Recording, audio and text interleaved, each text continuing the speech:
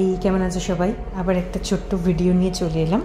এটা হচ্ছে একটা রান্নার ভিডিও। তো বর্ষাকাল ইলিশ মাছ এসেছিলো বাড়িতে। তো মাছটা খুব যে বড় সাইজ ছিল তেমন নয়, মোটামুটি মাঝারি সাইজের একটা ইলিশ মাছ ছিল। ওই 900 মতো হয়তো ওজন হবে, 1 কেজির একটু কমই হবে হয়তো। তো সেটাকে দেখো আমরা একটা নতুন প্রসেসে দই ইলিশ বানিয়েছি।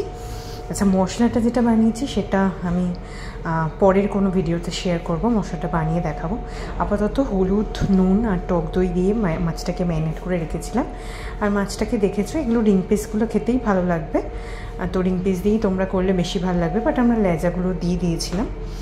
তারপরে এটাকে ভালো করে মাখিয়ে নিয়ে গরম তেলের মধ্যে, অবশ্যই সর্ষের তেলের মধ্যে এটাকে ভালো করে ফ্রাই করতে হবে। হ্যাঁ, ভালো করে ইন দ্য সেন্স যাতে প্রচণ্ড ডিপ ভাজা না হয়, আর খুব আস্তে আস্তে করে ভাজতে হবে, বিকজ যেহেতু অলরেডি টক দই আছে, তো সেই জন্য বেশি ভাজতে গেলে কিন্তু এটা পুড়ে যেতে পারে। আর এটা একটু খেতে এরকম হালকা হালকা ভাজাই ভালো লাগবে। তো মোটামুটি হালকা হালকা ফ্রাই করে নিয়ে মাছগুলোকে তুলে নেওয়া হয়েছিল।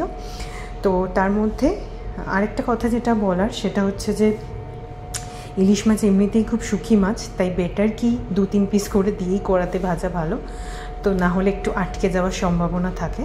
তো যাই হোক, মোটামুটি আমরা ভেজে তুলে নিয়েছিলাম মাছগুলোকে। ভাজার পর তো দেখতে এত ভালো লাগছিলো, এগুলোই খেয়ে নিতে ইচ্ছা করছিলো।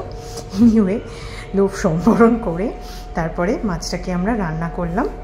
তো রান্না করার জন্য কি করেছি না, এই মশলাটা বানিয়ে নিয়েছি। মশলাটার রেসিপি আমি পরের কোনো ভিডিওতে নিয়ে আসবো।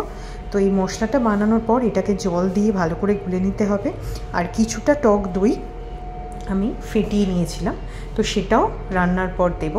তো মোটামুটি ওই মাছের তেলের মধ্যেই, যেটা ভাজা মাছের তেলটা ছিল তার মধ্যেই মোটামুটি কাঁচা লঙ্কা ফোড়ন দিয়ে এর মধ্যে আমরা মশলাটা দিয়ে দেবো, যেটা জল দিয়ে করে রেখেছিলাম, গুলে রেখেছিলাম।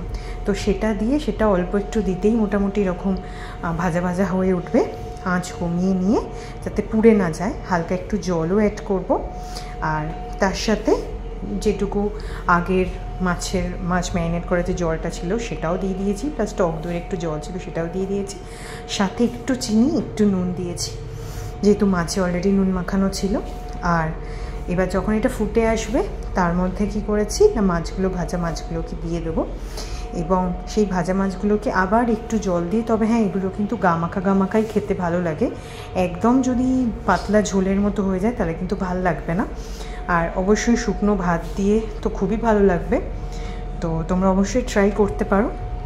দেখো, মাছগুলো সুন্দর করে সাজিয়ে তার উপর থেকে জল দিয়ে দিয়েছিলাম, দিয়ে চাপা দিয়ে দিয়েছিলাম যেটুকু স্ট্যান্ডিং টাইম দরকার।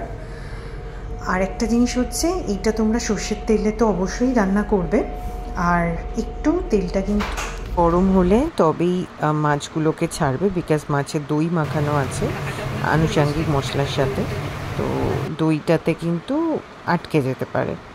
আর তোমরা তোমাদের নতুন নতুন রেসিপি দিও, তোমরা ইলিশ মাছ নতুন কোনো রেসিপি ট্রাই করেছো কি না।